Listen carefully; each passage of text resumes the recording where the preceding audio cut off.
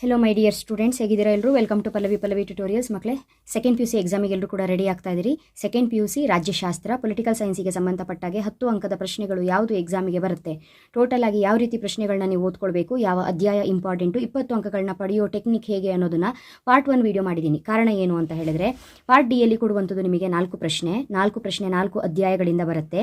ಅಧ್ಯಾಯ 2ರಲ್ಲಿ ಗ್ಯಾರಂಟಿ ಒಂದು ಪ್ರಶ್ನೆ ಇದ್ದೇ ಇರುತ್ತೆ. ಅದೇ ರೀತಿ ಅಧ್ಯಾಯ 5ರಲ್ಲೂ ಕೂಡ ಒಂದು ಪ್ರಶ್ನೆ ಇದ್ದೇ ಇರುತ್ತೆ. ಅಧ್ಯಾಯ 7ರಲ್ಲಿ ಒಂದು ಪ್ರಶ್ನೆ ಇರುತ್ತೆ. ಅಧ್ಯಾಯ 8ರಲ್ಲಿ ಒಂದು ಪ್ರಶ್ನೆ ಇರುತ್ತೆ. ಪ್ರಶ್ನೆಗಳು ಯಾವ್ದು ಅಂತ ಹೇಳ್ಕೊಂಡು ನಾನು ನಿಮಗೆ ಗೊತ್ತಿದೆ, ನಿಮಗೆ ಕರ್ನಾಟಕ ಶಾಲಾ ಪರೀಕ್ಷೆ ಮೌಲ್ಯ ನಿರ್ಣಯ ಮಂಡಳಿಯಿಂದ ಒಂದೊಂದು ವಿಷಯಕ್ಕೆ ಸಂಬಂಧಪಟ್ಟಾಗೆ 3 ಮಾದರಿ ಪ್ರಶ್ನೆ ಪತ್ರಿಕೆಗಳನ್ನು ಬಿಡುಗಡೆ ಮಾಡಿದ್ದಾರೆ. ಹಾಗಾದ್ರೆ ಈ 3 ಮಾದರಿ ಪ್ರಶ್ನೆ ಪತ್ರಿಕೆಯಲ್ಲಿ ಇರುವ 10 ಅಂಕ ಅಷ್ಟೇ ಓದ್ಕೊಂಡ್ರೆ ಸಾಕ ಕೇಳಿದ್ರೆ ಖಂಡಿತ ಇಲ್ಲ. ಹೋದ ವರ್ಷ ಅಂತ ಹೇಳಿದ್ರೆ 2024ರ ವಾರ್ಷಿಕ ಪರೀಕ್ಷೆ ಅಂತ ಹೇಳಿದ್ರೆ ನಿಮ್ಮ ಸೀನಿಯರ್ಸಿಗೆ ಏನು ಎಕ್ಸಾಮ್ ಆಗಿತ್ತು, ಅವರಿಗೆ ವಾರ್ಷಿಕ ಪರೀಕ್ಷೆಯಲ್ಲಿ 10 ಅಂಕಕ್ಕೆ ಯಾವ ಪ್ರಶ್ನೆಗಳನ್ನ ಕೇಳಿದ್ದಾರೆ ಅನ್ನೋದು ಕೂಡ ಬಹುಮುಖ್ಯವಾಗಿರುತ್ತೆ. ಹಾಗಾಗಿ ನಾನು ನಿಮಗೆ 10 ಅಂಕಕ್ಕೆ ಕೊಡುವಂತಹ 4 ಪ್ರಶ್ನೆಗಳಲ್ಲಿ 3 ಪ್ರಶ್ನೆ ನೀವು ರೆಡಿ ಆಗಲೇಬೇಕು. ಕಾರಣ ಏನು ಅಂತ ಹೇಳಿದರೆ, ಇಲ್ಲಿ 39ನೇ ಪ್ರಶ್ನೆ 10 ಅಂಕದ ಮೊದಲನೇ ಪ್ರಶ್ನೆ ಅಧ್ಯಾಯ 2ರಿಂದ ಬಂತು. ಹೌದಾ? ಅಂದರೆ ಅಧ್ಯಾಯ 2ರಲ್ಲಿ ಟೋಟಲ್ ಆಗಿ 10 ಅಂಕಕ್ಕೆ ಕೇಳುವಂಥ ಪ್ರಶ್ನೆ ಇರೋದೇ 4. ಆ 4 ಪ್ರಶ್ನೆಗಳು ಆಲ್ರೆಡಿ 3 ಪೇಪರಲ್ಲಿ ಬಂದ್ಬಿಟ್ಟಿದೆ. ಅಂತ ಹೇಳಿದ್ರೆ 3 ಮಾದರಿ ಪ್ರಶ್ನೆ ಪತ್ರಿಕೆ, ಹೋದ ವರ್ಷದ ಮಾದರಿ ಪ್ರಶ್ನೆ ಪತ್ರಿಕೆ, ಹೋದ ವರ್ಷದ ವಾರ್ಷಿಕ ಪರೀಕ್ಷೆ, ನಾನು 5 ಪೇಪರ್ಗಳನ್ನ ಅನಲೈಸ್ ಮಾಡಿ ನಿಮಗೆ ಇಂಪಾರ್ಟೆಂಟನ್ನು ಕೊಡ್ತಾ ಇರುವಂಥದ್ದು. ಅಲ್ಲಿಗೆ ಅಧ್ಯಾಯ 2ರಲ್ಲಿ 10 ಅಂಕಕ್ಕೆ ಇರೋದು 4 ಪ್ರಶ್ನೆ, ಕೇಳುವಂಥದ್ದು 1 ಪ್ರಶ್ನೆ. 4 ಪ್ರಶ್ನೆಗಳನ್ನ ಕರೆಕ್ಟಾಗಿ ಕಲ್ತ್ಕೊಂಡ್ರು 1 ಪ್ರಶ್ನೆಗೆ ಉತ್ತರ ಬರೆದು 10 ಅಂಕ ಗ್ಯಾರಂಟಿ ತಗೊಳ್ಬಹುದು. ಅದಾದ ನಂತರ ಅಧ್ಯಾಯ 5ಕ್ಕೆ ಬಂದಾಗ ಇದನ್ನ ಈ ವಿಡಿಯೋದಲ್ಲಿ ಹೇಳ್ತೀನಿ ಅಂತ ಹೇಳಿದೆ. ಕಾರಣ ಹಿಂದಿನ ವಿಡಿಯೋದಲ್ಲಿ ಅಧ್ಯಾಯ 2 ಮತ್ತು ಅಧ್ಯಾಯ 7 ಏನಿದೆ ಅದಕ್ಕೆ ಸಂಬಂಧಪಟ್ಟಂತೆ ಹೇಳಿದ್ದೆ. ಕಾರಣ ಅಧ್ಯಾಯ 7ರಲ್ಲಿ 3 ಕಾನ್ಸೆಪ್ಟ್, ಒಂದು ಜಾಗತೀಕರಣ, ಇನ್ನೊಂದು ಖಾಸಗೀಕರಣ, ಇನ್ನೊಂದು ಉದಾರೀಕರಣ. ಆ 3 ಪ್ರಶ್ನೆಗಳಿಗೂ ಕೂಡ ಉತ್ತರವನ್ನ ಹಿಂದಿನ ವಿಡಿಯೋದಲ್ಲೇ ಹೇಳಿದ್ದೀನಿ. ಅಲ್ಲಿಗೆ ನೀವು ಇಲ್ಲಿ 4 ಪ್ರಶ್ನೆ, ಅಧ್ಯಾಯ 2ರಲ್ಲಿ 4 ಪ್ರಶ್ನೆ, ಅಧ್ಯಾಯ 7ರಲ್ಲಿ 3 ಪ್ರಶ್ನೆ ಓದ್ಕೊಂಡ್ರೆ ಟೋಟಲ್ ಆಗಿ 7 ಪ್ರಶ್ನೆಗಳನ್ನ ಕಲ್ತ್ಕೊಂಡ್ರೆ 20 ಅಂಕಗಳನ್ನ ಈಸಿಯಾಗಿ ಪಡೆದುಕೊಳ್ಬಹುದು. ಹಾಗಾದ್ರೆ ನಿಮಗೀಗ ಡೌಟು, ಅಷ್ಟಿದ್ರ ಮೇಲೆ ನಾವಿಲ್ಲಿ ಅಧ್ಯಾಯ 5 ಯಾಕೆ ಓದಬೇಕು ಅಂತ ಹೇಳ್ಕೊಂಡು ನಿಮಗೆ ಡೌಟ್ ಬರುತ್ತೆ. ಮಕ್ಕಳೇ, ಅಧ್ಯಾಯ 5 ಓದಲೇಬೇಕು. Very important topic, very important chapter. ಕಾರಣ ಭ್ರಷ್ಟಾಚಾರ, ಭಯೋತ್ಪಾದನೆ, ಕೋಮುವಾದ, ಅನಕ್ಷರತೆ ಅಥವಾ ರಾಷ್ಟ್ರ ನಿರ್ಮಾಣದ ಅಗತ್ಯಾಂಶಗಳು ಎಲ್ಲವೂ ಕೂಡ ಇಂಪಾರ್ಟೆಂಟ್ ಕಾನ್ಸೆಪ್ಟು. ಹೋದ ವರ್ಷ 2024ರ ವಾರ್ಷಿಕ ಪರೀಕ್ಷೆಯಲ್ಲಿ 10 ಅಂಕಕ್ಕೆ ಅಧ್ಯಾಯ 5ರಲ್ಲಿ ಅಸಮಾನತೆ ಕಾನ್ಸೆಪ್ಟನ್ನು ಕೇಳಿದ್ದಾರೆ. ಅಷ್ಟೇ ಅಲ್ಲ, ಭಾಗ ಸಿಯಲ್ಲಿ 5 ಅಂಕಕ್ಕೆ ಇದೇ ಅಧ್ಯಾಯದಲ್ಲಿ 5 ಅಂಕದ 2 ಪ್ರಶ್ನೆಯನ್ನು ಕೇಳಿದ್ದಾರೆ. ಒಂದು ಭಯೋತ್ಪಾದನೆ ಮೇಲೆ, ಇನ್ನೊಂದು ಭ್ರಷ್ಟಾಚಾರದ ಮೇಲೆ. ಹಾಗಾಗಿ ಟೋಟಲ್ ಆಗಿ ಹೋದ ವರ್ಷ 5 ಅಂಕಕ್ಕೆ 2, 10 ಅಂಕಕ್ಕೆ 1, 5ನೇ ಅಧ್ಯಾಯದಲ್ಲಿ 20 ಅಂಕಗಳ ಪ್ರಶ್ನೆಗಳು ಬಂದಿದೆ. ಹಾಗಾಗಿ ನೀವು ರಿಸ್ಕ್ ತಗೊಳ್ಬಾರ್ದು. ಈ ಅಧ್ಯಾಯದಲ್ಲಿ ನಾನು ಕೊಡುವಂತಹ ಕಾನ್ಸೆಪ್ಟ್ಗಳು ಅದು ಭಯೋತ್ಪಾದನೆ, ಭ್ರಷ್ಟಾಚಾರ, ಕೋಮುವಾದ, ಅನಕ್ಷರತೆ, ಅಸಮಾನತೆ ಮತ್ತು ರಾಷ್ಟ್ರ ನಿರ್ಮಾಣದ ಅಗತ್ಯಾಂಶಗಳು. ಇಷ್ಟು ಕ್ವಶನಿಗೆ ನೀವು ರೆಡಿಯಾಗಿ ಒಳ್ಳೆ ಅಂಕಗಳನ್ನು ನೀವು ಪಡೆದುಕೊಳ್ಳಬಹುದು. ಅಲ್ಲಿಗೆ ನೀವು ಈ ಅಧ್ಯಾಯವನ್ನು ಕೂಡ ಕಲ್ತ್ಕೊಳ್ಳೋದ್ರಿಂದ 10 ಅಂಕಕ್ಕೆ ನಿಮಗೆ ಎಷ್ಟು ಪ್ರಶ್ನೆಗಳು ಗೊತ್ತಿರುತ್ತೆ, 3 ಪ್ರಶ್ನೆಗಳಿಗೆ ನೀವು ರೆಡಿ ಇರ್ತೀರಿ. ಯಾವುದು ಪರ್ಫೆಕ್ಟ್ ಆಗಿ ಬರುತ್ತೆ ಆ 3 ಪ್ರಶ್ನೆಗಳನ್ನ ನೀವಲ್ಲಿ ಅದರಲ್ಲಿ 2 ಬರೀಬಹುದು. ಡೌಟ್ ಇತ್ತು ಅಂತ ಹೇಳಿದ್ರು 3 ಬರೆದು ಬನ್ನಿ. ಎಕ್ಸ್ಟ್ರಾ ಇರೋದನ್ನು ಕನ್ಸಿಡರ್ ಮಾಡಿ, ಅದರಲ್ಲಿ ಜಾಸ್ತಿ ಬಂದಿರೋದನ್ನು ಕನ್ಸಿಡರ್ ಮಾಡ್ತಾರೆ, ಎಕ್ಸ್ಟ್ರಾವನ್ನು ಎಕ್ಸ್ಟ್ರಾ ಅಂತ ಬರೀತಾರೆ.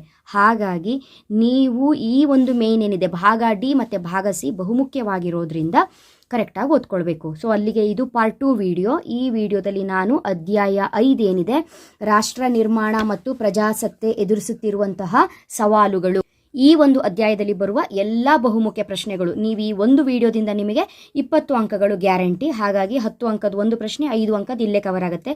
ನೆಕ್ಸ್ಟು 5 ಅಂಕದ್ದು ಸಪ್ರೇಟ್ ಆಗಿ ವಿಡಿಯೋ ಮಾಡುವಾಗ ಮತ್ತೆ 5 ಅಂಕದ್ದು ಈ ಚಾಪ್ಟರಿಂದ ಹುಡುಕಬೇಡಿ, ಈ ಚಾಪ್ಟರಿಂದ ಇಲ್ಲೇ ಕವರ್ ಮಾಡಿರ್ತೀನಿ. ಓಕೆನಾ? ಮಿಸ್ ಮಾಡದೆ ಪಾರ್ಟ್ 1 ವಿಡಿಯೋ ನೋಡಿ. ಅದು ನೋಡದೆ ನೀವು ಇದು ನೋಡ್ಕೊಂಡು ಹೋದರೆ ಕೇವಲ ಒಂದೇ ಪ್ರಶ್ನೆಗೆ ನೀವು ಅಟೆಂಡ್ ಮಾಡೋಕ್ಕಾಗೋದು. ಇಲ್ಲಿ ನೀವು 20 ಅಂಕಗಳನ್ನ ಪಡ್ಕೊಳ್ಬೇಕು ಅಂತ ಹೇಳಿದ್ರೆ ಪಾರ್ಟ್ 1 ವಿಡಿಯೋ ನೋಡಬೇಕು. ಅದರ ಲಿಂಕು ಡಿಸ್ಕ್ರಿಪ್ಷನಲ್ಲಿ ಸಿಗುತ್ತೆ. ಓಕೆನಾ? ನೆಕ್ಸ್ಟು ಇದೇ ರೀತಿ 5 ಅಂಕದ ಪ್ರಶ್ನೆಗೆ ಉತ್ತರಗಳು ಬಂದ ತಕ್ಷಣ ನೋಟಿಫಿಕೇಶನ್ ಬರಬೇಕು ಅಂತ ಹೇಳಿದ್ರೆ ನಮ್ಮ ಚಾನಲ್ ಪಲ್ಲವಿ ಟ್ಯುಟೋರಿಯಲ್ಸ್ನ ಸಬ್ಸ್ಕ್ರೈಬ್ ಮಾಡಿಕೊಂಡು ಆಲ್ ಬಟನ್ನ ಕ್ಲಿಕ್ ಮಾಡ್ಕೊಂಡಿರಬೇಕು. ವೀಡಿಯೋಸ್ಗಳು ಬಂದ ತಕ್ಷಣ ನಿಮಗೆ ನೋಟಿಫಿಕೇಶನ್ ಬರುತ್ತೆ. ಓಕೆನಾ ಮಕ್ಕಳೇ? ಒಂದು ಸಲ ಅಧ್ಯಾಯ 5ರಲ್ಲಿ ಯಾವ್ಯಾವ ಪ್ರಶ್ನೆ ಯಾವ್ಯಾವ ಪೇಪರಲ್ಲಿ ಕೇಳಿದ್ದಾರೆ ಅನ್ನೋದ್ರ ಬಗ್ಗೆ ಒಂದ್ಸಲ ಐಡಿಯಾ ನೋಡ್ಕೊಳ್ಳಿ. ಲಿಂಗಾಧಾರಿತ ಅಸಮಾನತೆಗೆ ಕಾರಣಗಳು ಮತ್ತು ಮಹಿಳಾ ಮೀಸಲಾತಿಯು ಒಂದು ಸಮರ್ಥನೆ ಎಂಬುದನ್ನು ಚರ್ಚಿಸಿ. ಹೋದ ವರ್ಷದ ಪೇಪರಲ್ಲಿ ಬಂದಿರೋದು. ಭಯೋತ್ಪಾದನೆ ಕೇಳಿದರೆ, ಪ್ರಜಾಪ್ರಭುತ್ವಕ್ಕೆ ಭಯೋತ್ಪಾದನೆಯು ಹೇಗೆ ಮಾರಕವಾಗಿದೆ ಎಂಬುದನ್ನು ವಿಶ್ಲೇಷಿಸಿ. ಭ್ರಷ್ಟಾಚಾರವನ್ನು ಯುವಜನತೆ ಹೇಗೆ ತಡೆಗಟ್ಟಬಲ್ಲರು ಎಂಬುದನ್ನು ಚರ್ಚಿಸಿ. ನಿಮಗೆ ಟೋಟಲ್ ಆಗಿ ಒಟ್ಟಿಗೆ ಉತ್ತರವನ್ನು ಹೇಳ್ತೀನಿ, ಎಲ್ಲದಕ್ಕೂ ಉತ್ತರ ಕೊಡ್ತೀನಿ. ಭಾರತದ ಪ್ರಜಾಪ್ರಭುತ್ವಕ್ಕೆ ಭಯೋತ್ಪಾದನೆ ಹೇಗೆ ಗಂಡಾಂತರವಾಗಿದೆ, ರಿಪೀಟ್ ನೋಡ್ಕೊಳ್ಳಿ. ಭಯೋತ್ಪಾದನೆ ಗಂಡಾಂತರ ರಿಪೀಟ್ ಕ್ವಶನ್ ಆಗಿದೆ. ನೆಕ್ಸ್ಟು ಇದಾದ್ರ ಮೇಲೆ ಇದೇ ಪೇಪರಲ್ಲಿ 5 ಅಂಕಕ್ಕೆ ರಾಷ್ಟ್ರ ನಿರ್ಮಾಣಕ್ಕೆ ಎದುರಾಗಿರುವಂತಹ ಅಡೆತಡೆಗಳನ್ನು ವಿವರಿಸಿ ಅಂತ ಪ್ರಶ್ನೆಯನ್ನು ಕೇಳಿದ್ದಾರೆ. ನೆಕ್ಸ್ಟು ಇನ್ನೊಂದು ಪೇಪರಲ್ಲಿ ಕೇಳಿರುವಂಥ ಪ್ರಶ್ನೆ ರಾಷ್ಟ್ರ ನಿರ್ಮಾಣದ ವಿವಿಧ ಅಗತ್ಯಾಂಶಗಳನ್ನು ವಿವರಿಸಿ. ಇನ್ನೊಂದು ಪ್ರಶ್ನೆ ಈ ಕೆಳಗಿನ ಚಿತ್ರವನ್ನು ವೀಕ್ಷಿಸಿ ಇದರ ಆಧಾರದ ಮೇಲೆ ಭಾರತಕ್ಕೆ ಭ್ರಷ್ಟಾಚಾರವು ಹೇಗೆ ಗಂಡಾಂತರವಾಗಿದೆ ಎಂಬುದನ್ನು ವಿಶ್ಲೇಷಿಸಿ. ಅಲ್ಲಿಗೆ ಈ ಟಾಪಿಕ್ಕು ಕೂಡ ಇಂಪಾರ್ಟೆಂಟು. ಕ್ವಶನ್ ಯಾವ ರೀತಿ ಬರುತ್ತೆ ಅನ್ನೋದನ್ನು ನೋಡ್ಕೊಳ್ತಾ ಇದ್ದೀರಲ್ಲ. ನೆಕ್ಸ್ಟ್ ಮುಂದಿನ ಪ್ರಶ್ನೆ ರಾಷ್ಟ್ರ ನಿರ್ಮಾಣದ ವಿವಿಧ ಅಗತ್ಯಾಂಶಗಳನ್ನು ವಿವರಿಸಿ. ಇಂಪಾರ್ಟೆಂಟ್ ಟಾಪಿಕ್ಕು ಇಲ್ಲಿ ಕೊಟ್ಟಿದ್ದಾರೆ. ಯುವ ಜನಾಂಗವು ಭ್ರಷ್ಟಾಚಾರ ವಿರುದ್ಧ ಚಳುವಳಿಯಲ್ಲಿ ಸಕ್ರಿಯವಾಗಿ ಪಾಲ್ಗೊಳ್ಳುವವರು ಎಂಬುದನ್ನು ಈ ಚಿತ್ರ ವೀಕ್ಷಿಸಿ ಸಮರ್ಥಿಸಿ. ನೋಡಿ, ಇಲ್ಲೂ ಕೂಡ ಇಂಪಾರ್ಟೆಂಟು. ಕೋಮುವಾದದ ಕಾರಣಗಳು ಮತ್ತು ಅವುಗಳ ಪರಿಹಾರೋಪಾಯಗಳನ್ನು ವಿವರಿಸಿ. ನೋಡಿ, ಒಂದು ಪೇಪರಲ್ಲಿ ಮೂರು ಪ್ರಶ್ನೆಗಳು ಇದೆ, ಕರೆಕ್ಟಾಗಿ ನೋಡ್ಕೊಳ್ಬೇಕು ಮಕ್ಕಳೇ. ಅದೇ ರೀತಿ ಇನ್ನೊಂದು ಮಾಡೆಲ್ ಪೇಪರಲ್ಲಿ ಇರುವಂಥ ಪ್ರಶ್ನೆ ರಾಷ್ಟ್ರ ನಿರ್ಮಾಣದ ವಿವಿಧ ಅಗತ್ಯಾಂಶಗಳು 10 ಅಂಕಕ್ಕೆ. ಅದೇ ರೀತಿ ಇಲ್ಲಿ ಭಯೋತ್ಪಾದನೆ ವಿರುದ್ಧ ಯುವಜನತೆಯ ಪಾತ್ರ, ಭ್ರಷ್ಟಾಚಾರದ ಕಾರಣ, ಇಲ್ಲೂ ಕೂಡ 2 ಪ್ರಶ್ನೆ ಇದೆ. ಹಾಗಾಗಿ ಈ ಚಾಪ್ಟರು ಎಷ್ಟು ಇಂಪಾರ್ಟೆಂಟ್ ಅನ್ನೋದು ನಿಮಗೀಗ ಅರ್ಥ ಆಯಿತು ಅಂದ್ಕೊಳ್ತೀನಿ. ಮೊದಲ ಬಹುಮುಖ್ಯ ಪ್ರಶ್ನೆ ಭಾರತಕ್ಕೆ ಭ್ರಷ್ಟಾಚಾರವು ಹೇಗೆ ಗಂಡಾಂತರವಾಗಿದೆ ವಿವರಿಸಿ. ಭ್ರಷ್ಟಾಚಾರವು ಇತಿಹಾಸದಷ್ಟೇ ಪುರಾತನವಾದುದಾಗಿದ್ದು ಮಾನವನ ಅಪರಿಮಿತ ಬಯಕೆಗಳೇ ಇದಕ್ಕೆ ಕಾರಣವಾಗಿದೆ. ಲಂಚ ನೀಡುವವರು ಎಲ್ಲಿಯವರೆಗೂ ಇರುತ್ತಾರೆಯೋ ಲಂಚ ತೆಗೆದುಕೊಳ್ಳುವವರು ಅಲ್ಲಿಯವರೆಗೂ ಇರುತ್ತಾರೆ. ಲಂಚ ನೀಡುವುದು ಲಂಚ ಪಡೆಯುವಷ್ಟೇ ಅಪರಾಧ. ಭ್ರಷ್ಟಾಚಾರವು ರಾಷ್ಟ್ರವಿಡೀ ವ್ಯಾಪಕವಾಗಿ ಹರಡಿದ್ದು ಪ್ರಜಾಪ್ರಭುತ್ವದಲ್ಲಿ ಮೌಲ್ಯಗಳು ಮತ್ತು ಸಾರ್ವಜನಿಕ ಜೀವನದಲ್ಲಿ ಪ್ರಾಮಾಣಿಕತೆ ಮತ್ತು ನೈತಿಕತೆಯು ಕಡಿಮೆಯಾಗುತ್ತಿರುವುದಕ್ಕೆ ಕಾರಣವಾಗಿದೆ. ಪ್ರಜಾಪ್ರಭುತ್ವಕ್ಕೆ ಅಡ್ಡಿಯಾಗಿರುವ ಭ್ರಷ್ಟಾಚಾರ, ಶಕ್ತಿ ರಾಜಕಾರಣ, ರಾಜಕೀಯ ಅಪರಾಧೀಕರಣ, ಅಧಿಕಾರಶಾಹಿಯ ಅನೈತಿಕತೆ, ಸಾಮಾಜಿಕ ನ್ಯಾಯದ ಉಲ್ಲಂಘನೆ. ಇಷ್ಟು ಪಾಯಿಂಟನ್ನು ಕವರ್ ಮಾಡಿ ಈ ಪಾಯಿಂಟಿಗೆ ವಿವರಣೆ ಸಹಿತ ನೀವು ಬರಿಬೇಕು. ಓಕೆನಾ? ಪಾಯಿಂಟ್ಸನ್ನು ನೀವು ಕನ್ಫ್ಯೂಸ್ ಮಾಡ್ಕೊಳ್ಬಾರ್ದು ಅನ್ನೋ ಕಾರಣಕ್ಕೆ ಒಟ್ಟಿಗೆ ಹೇಳ್ತಾ ಇದ್ದೀನಿ. ಇದು ಭ್ರಷ್ಟಾಚಾರ ಹೇಗೆ ಗಂಡಾಂತರವಾಗಿದೆ.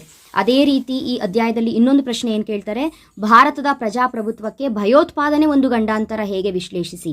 ಭಯೋತ್ಪಾದನೆಗೂ ಭ್ರಷ್ಟಾಚಾರಕ್ಕೂ ಸಾಕಷ್ಟು ವ್ಯತ್ಯಾಸ ಇದೆ. ಯಾವುದೇ ಒಂದು ಸಂಘಟಿತ ಗುಂಪು ವ್ಯವಸ್ಥಿತ ಹಿಂಸಾಚಾರದ ಮೂಲಕ ತನ್ನ ಉದ್ದೇಶವನ್ನು ಈಡೇರಿಸಿಕೊಳ್ಳುವುದೇ ಭಯೋತ್ಪಾದನೆಯಾಗಿದೆ. ಕೊಲೆ, ಸುಲಿಗೆ, ಅಪಹರಣ ಮತ್ತು ವಿಧ್ವಂಸಕ ಕೃತ್ಯಗಳನ್ನು ಎಸಗುವವರೇ ಭಯೋತ್ಪಾದಕರು. ಹಾಗಾದರೆ ಭಯೋತ್ಪಾದನೆ ಗಂಡಾಂತರ ಹೇಗೆ? ಆಡಳಿತ ಯಂತ್ರಕ್ಕೆ ಅಡ್ಡಿ, ಸಂವಿಧಾನಕ್ಕೆ ಗೌರವವಿಲ್ಲ, ಮಾನವ ಹಕ್ಕುಗಳ ಉಲ್ಲಂಘನೆ, ಪ್ರಜಾಪ್ರಭುತ್ವ ವಿರೋಧಿ ಚಟುವಟಿಕೆಗಳು, ಆರ್ಥಿಕ ಬೆಳವಣಿಗೆಗೆ ಅಡ್ಡಿ. ಭಯೋತ್ಪಾದನೆ ಪ್ರಜಾಪ್ರಭುತ್ವಕ್ಕೆ ಒಂದು ಗಂಡಾಂತರ, ಅದು ಗಂಡಾಂತರವಾಗಿದೆ. ಅದನ್ನು ನಿರ್ನಾಮ ಮಾಡಬೇಕು, ನಿರ್ಮೂಲನೆ ಮಾಡಬೇಕು. ಇಲ್ಲ ಅಂದರೆ ಅದು ಹೇಗೆ ಗಂಡಾಂತರ ಆಗುತ್ತೆ ಅನ್ನೋದಕ್ಕೆ ಇದಿಷ್ಟು ಪಾಯಿಂಟು. ಭ್ರಷ್ಟಾಚಾರ ಕೂಡ ಭ್ರಷ್ಟಾಚಾರ ಮಾಡಬಾರ್ದು, ಲಂಚ ತಗೋಬಾರ್ದು, ಲಂಚ ಕೊಡಲೂಬಾರ್ದು. ಏನಾದರೂ ಪ್ರಜಾಪ್ರಭುತ್ವದಲ್ಲಿ ಭ್ರಷ್ಟಾಚಾರ ಇದೆ ಅಂತ ಹೇಳಿದ್ರೆ ಏನೇನು ಗಂಡಾಂತರಗಳಾಗುತ್ತೆ? ಶಕ್ತಿ ರಾಜಕಾರಣ, ರಾಜಕೀಯ ಅಪರಾಧೀಕರಣ, ಅಧಿಕಾರಶಾಹಿ ಅನೈತಿಕತೆ, ಸಾಮಾಜಿಕ ನ್ಯಾಯದ ಉಲ್ಲಂಘನೆ. ನೋಡಿ, 2 ಟಾಪಿಕ್ಕು ಕವರ್ ಆಯಿತು. ಕನ್ಫ್ಯೂಸ್ ಮಾಡ್ಕೊಳ್ಳದೆ ಓದ್ಕೊಳ್ಬೇಕು.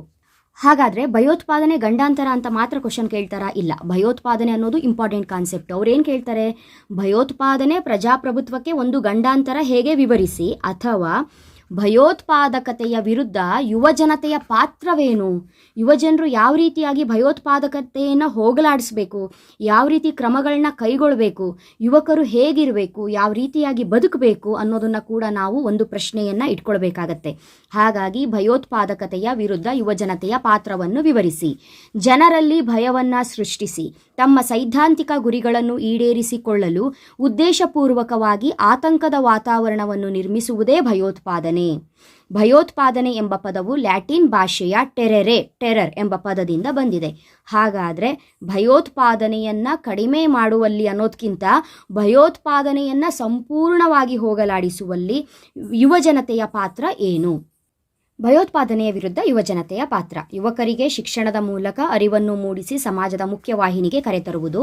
ಸಮಾಜ ಮತ್ತು ಯುವಜನತೆ ಅಧಿಕಾರದಲ್ಲಿರುವ ಸರ್ಕಾರಗಳ ಮೇಲೆ ಒತ್ತಡ ತಂದು ರಾಷ್ಟ್ರ ವಿರೋಧಿ ಮತ್ತು ಭಯೋತ್ಪಾದಕ ಕೃತ್ಯಗಳಿಗೆ ಕಡಿವಾಣ ಹಾಕುವುದು. ತಮ್ಮ ಸುತ್ತಮುತ್ತ ಘಟಿಸುವ ಭಯೋತ್ಪಾದಕ ಕೃತ್ಯಗಳ ಬಗ್ಗೆ ಸರ್ಕಾರಕ್ಕೆ ಮಾಹಿತಿ ನೀಡುವ ಮೂಲಕ ಸಹಕರಿಸುವುದು. ರಾಷ್ಟ್ರ ನಿರ್ಮಾಣ ಕಾರ್ಯದಲ್ಲಿ ಯುವಜನರು ತಮ್ಮನ್ನು ತಾವೇ ತೊಡಗಿಸಿಕೊಂಡು ದೇಶದಲ್ಲಿ ರಾಷ್ಟ್ರೀಯ ಭಾವನೆ ಮತ್ತು ದೇಶಾಭಿಮಾನ ವೃದ್ಧಿಸುವ ಕಾರ್ಯ ಮಾಡುವುದು. ಪ್ರತಿಯೊಬ್ಬ ಯುವಕನ ಮನದಲ್ಲಿ ಭಯೋತ್ಪಾದನೆ ಅವಮಾನಕರ, ಅಸಹ್ಯಕರ ಎಂಬ ಭಾವನೆಯನ್ನು ಮೂಡಿಸಬೇಕು. ಉಗ್ರರ ನಿಗ್ರಹ ಕಾನೂನಾದರೆ ಸಾಲದು, ಜೊತೆಗೆ ಕಟ್ಟುನಿಟ್ಟಾದ ಅನುಷ್ಠಾನವಾಗಬೇಕು. ಯುವ ಜನಾಂಗವು ಸಂಘಟಿತವಾಗಿ ಧಾರ್ಮಿಕ ಮೂಲಭೂತವಾದಿಗಳ ಬೋಧನೆಯನ್ನು ಕಡೆಗಣಿಸಬೇಕು. ಇದಿಷ್ಟು ಕೂಡ ಭಯೋತ್ಪಾದಕತೆಯ ವಿರುದ್ಧ ಯುವಜನತೆಯ ಪಾತ್ರ. ಇದೇ ಅಧ್ಯಾಯದಲ್ಲಿ ಇನ್ನೊಂದು ಬಹುಮುಖ್ಯ ಪ್ರಶ್ನೆ, ಇದು ಅಂತೂ ವೆರಿ ಇಂಪಾರ್ಟೆಂಟು, ಕರೆಕ್ಟಾಗಿ ನೋಡ್ಕೊಳ್ಬೇಕು. ರಾಷ್ಟ್ರ ನಿರ್ಮಾಣದ ವಿವಿಧ ಅಗತ್ಯ ಅಂಶಗಳನ್ನು ವಿವರಿಸಿರಿ. ರಾಷ್ಟ್ರ ನಿರ್ಮಾಣ ಎಂಬುದು ಜನರನ್ನು ಸಂಘಟಿಸಿ ಅವರಲ್ಲಿ ಸಾಮರಸ್ಯ ಸಾಧಿಸಿ ಎಲ್ಲರೂ ಒಪ್ಪಿಕೊಳ್ಳುವ ವ್ಯವಸ್ಥೆಯನ್ನು ನಿರ್ಮಿಸುವ ಪ್ರಕ್ರಿಯೆ. ಇದನ್ನು ಹೇಳಿದವರು ಮೈರಾನ್ ವೀನರು. ಯಾಕಂತ ಹೇಳಿದ್ರೆ ರಾಷ್ಟ್ರ ನಿರ್ಮಾಣವನ್ನು ವ್ಯಾಖ್ಯಾನಿಸಿ ಅಂತ ಒಂದು ಪ್ರಶ್ನೆಯನ್ನು ಕೇಳಿದಾಗ ಈ ಒಂದು ವ್ಯಾಖ್ಯಾನ ನಿಮಗೆ ಗೊತ್ತಿರಬೇಕು, ಅದಕ್ಕೆ ಇಂಪಾರ್ಟೆಂಟು. ರಾಷ್ಟ್ರೀಯವಾದದಿಂದ ಕೂಡಿರುವ ಜನತೆ ರಾಷ್ಟ್ರದ ಪುನರ್ ನಿರ್ಮಾಣ ಹಾಗೂ ಸರ್ವತೋಮುಖ ಅಭಿವೃದ್ಧಿ ಸಾಧಿಸುವ ಸಂಕಲ್ಪವಾಗಿದೆ. ಹಾಗಾದರೆ ರಾಷ್ಟ್ರ ನಿರ್ಮಾಣದ ವಿವಿಧ ಅಗತ್ಯ ಅಂಶಗಳು ಯಾವ್ದ್ಯಾವುದು? ತುಂಬ ಇಂಪಾರ್ಟೆಂಟ್ ಕಾನ್ಸೆಪ್ಟು, ಕರೆಕ್ಟಾಗಿ ನೋಡ್ಕೊಂಡು ಹೋಗಬೇಕು. ಪಾಯಿಂಟು ಎಕ್ಸ್ಪ್ಲೈನ್ ಮಾಡಿ ಬರಿಬೇಕು. ಜನತೆಯ ಬೆಂಬಲ, ಉತ್ತಮ ಆಡಳಿತ, ಬದ್ಧತೆಯಿಂದ ಕೂಡಿರುವ ನಾಯಕತ್ವ, ರಾಜಕೀಯ ಸಂಸ್ಕೃತಿ, ಸಾರ್ವತ್ರಿಕ ಶಿಕ್ಷಣ, ರಾಷ್ಟ್ರೀಯ ಗುಣ, ಸಮೂಹ ಮಾಧ್ಯಮಗಳು, ಜವಾಬ್ದಾರಿಯುತ ಬೌದ್ಧಿಕತೆ, ರಾಷ್ಟ್ರೀಯ ಸಮಗ್ರತೆ. ಮುಂದಿನ ಪ್ರಶ್ನೆ, ಭಯೋತ್ಪಾದಕತೆಯ ಕಾರಣಗಳು ಮತ್ತು ಅವುಗಳ ನಿವಾರಣೆಗೆ ಶಾಸನಾತ್ಮಕ ಕ್ರಮಗಳನ್ನು ವಿವರಿಸಿ ಅಥವಾ ಕುರಿತು ಬರೆಯಿರಿ ಅಂತ ಹೇಳ್ಕೊಂಡು. ಯಾಕೆ ಇದು ಹಿಂದೆ ಮುಂದೆ ಮಾಡಿ ಕೊಡ್ತಾ ಇದ್ದೀನಿ ಅಂತ ಹೇಳಿದ್ರೆ, ನಾನು ಯಾವ ರೀತಿಯಾಗಿ ಕೊಡ್ತಾ ಇದ್ದೀನಿ ಅದೇ ರೀತಿಯಾಗಿ ಇಂಪಾರ್ಟೆಂಟ್ ಆಗಿರುತ್ತೆ ಎಕ್ಸಾಮಿಗೆ.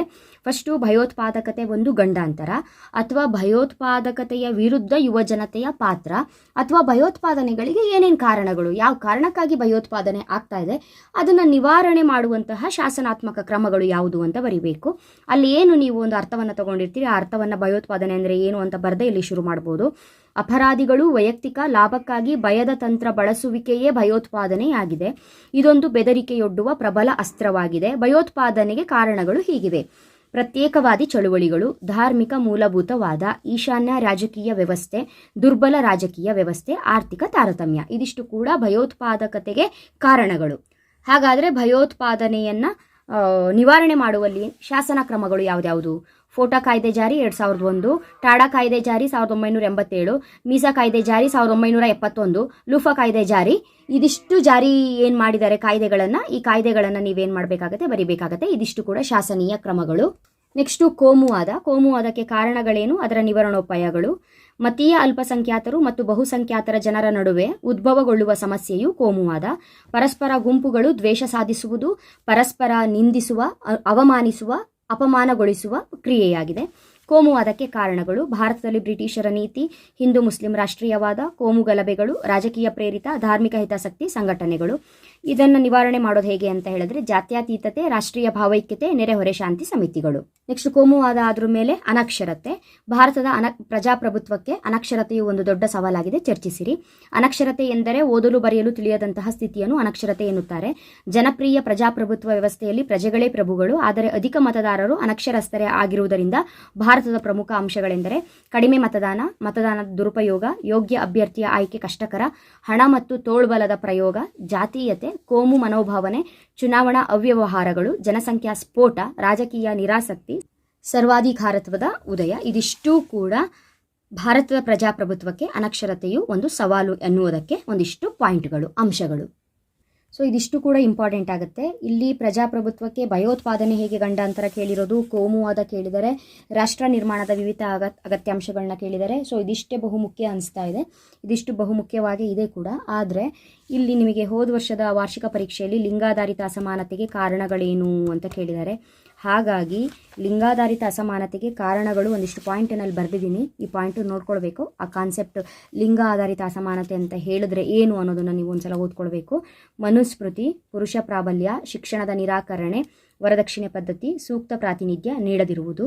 ಕಾರಣ ನಾನು 5 ಅಂಕದ ಪ್ರಶ್ನೆ ಕೊಡುವಾಗ ಇದೆಲ್ಲ ಹೇಳಿರ್ತೀನಿ. ಜಾತಿ ಆಧಾರಿತ ಅಸಮಾನತೆಗೆ ಏನು ಕಾರಣ, ಲಿಂಗ ಆಧಾರಿತ ಅಸಮಾನತೆಗೆ ಕಾರಣಗಳೇನು, ಅಥವಾ ಜಾತಿ ಅಸಮಾನತೆಗೆ ಕಾರಣಗಳನ್ನು ತಿಳಿಸಿ ಅಂತ ಹೇಳ್ಕೊಂಡು ಏನಿದೆ, ಇದಿಷ್ಟು ಕೂಡ ಪಾಯಿಂಟ್ಗಳನ್ನ ನಾನು ನಿಮಗೆ ಹೇಳ್ತೀನಿ 5 ಅಂಕದ ಪ್ರಶ್ನೆಗಳನ್ನ ಕೊಡುವಾಗ. ಸೊ ಈ ಒಂದು ವಿಡಿಯೋದಲ್ಲಿ ನಿಮ್ಮ ಮಾಡೆಲ್ ಪೇಪರು ಮತ್ತು ವಾರ್ಷಿಕ ಪರೀಕ್ಷೆಯಲ್ಲಿ ಕವರ್ ಆಗಿರುವಂತಹ ಎಲ್ಲ 10 ಅಂಕ 5 ಅಂಕದ ಪ್ರಶ್ನೆ, ಅದು ಅಧ್ಯಾಯ 5ಕ್ಕೆ ಸಂಬಂಧಪಟ್ಟಂತೆ ಕವರ್ ಮಾಡಿದ್ದೀನಿ. ಬಹುಮುಖ್ಯವಾಗಿರುತ್ತೆ ಈ ವಿಡಿಯೋ. ಆದಷ್ಟು ಈ ವಿಡಿಯೋಸ್ಗಳನ್ನ ನಿಮ್ಮ ಫ್ರೆಂಡ್ಸ್ಗಳಿಗೆ ಶೇರ್ ಮಾಡಿ, ಅವರು ಕೂಡ ಓದ್ಕೊಳ್ಳಿ. ಮುಂದಿನ ವಿಡಿಯೋದಲ್ಲಿ 5 ಅಂಕಕ್ಕೆ ಯಾವ ರೀತಿಯಾಗಿ ಪ್ರಶ್ನೆಗಳನ್ನ ನೋಡ್ಕೊಳ್ಬೇಕು, ಯಾವುದು ಇಂಪಾರ್ಟೆಂಟು, ಯಾವ್ದು ಗ್ಯಾರಂಟಿ ಬರುತ್ತೆ, ಯಾವ ರೀತಿಯಾಗಿ ನೀವು ಓದ್ಕೊಳ್ಬೇಕು ಅನ್ನೋದಕ್ಕೆ ಒಂದು ವಿಡಿಯೋನ ಮಾಡಿ ಅಪ್ಲೋಡ್ ಮಾಡ್ತೀನಿ. ಆ ವಿಡಿಯೋ ಬಂದ ತಕ್ಷಣ ನಿಮಗೆ ನೋಟಿಫಿಕೇಶನ್ ಬರುತ್ತೆ ಮಕ್ಕಳೇ, ಓಕೆನಾ? ಸೊ ಟೆನ್ಷನ್ ಮಾಡ್ಕೊಳ್ಳದೆ ಆರಾಮಾಗಿ ಓದ್ಕೊಳ್ಳಿ. ಪಾಯಿಂಟನ್ನೆಲ್ಲ ಕನ್ಫ್ಯೂಸ್ ಮಾಡ್ಕೋಬೇಡಿ. 5ನೇ ಅಧ್ಯಾಯದಲ್ಲಿ ಭ್ರಷ್ಟಾಚಾರ, ಭಯೋತ್ಪಾದನೆ, ಕೋಮುವಾದ, ಅನಕ್ಷರತೆ ಇವೆಲ್ಲ ಸ್ವಲ್ಪ ಪಾಯಿಂಟ್ಸ್ಗಳನ್ನ ಕನ್ಫ್ಯೂಸ್ ಮಾಡ್ಕೊಳ್ಳದೆ ಕರೆಕ್ಟಾಗಿ ಟಾಪಿಕ್ನ ಅರ್ಥ ಮಾಡ್ಕೊಂಡು ಓದಿ. ಅವಾಗ ಕಾನ್ಸೆಪ್ಟು ಕನ್ಫ್ಯೂಸ್ ಆಗಲ್ಲ, ಓಕೆನಾ? ಮುಂದಿನ ವಿಡಿಯೋದಲ್ಲಿ ಮತ್ತೆ ಸಿಗ್ತೀನಿ. Thank you.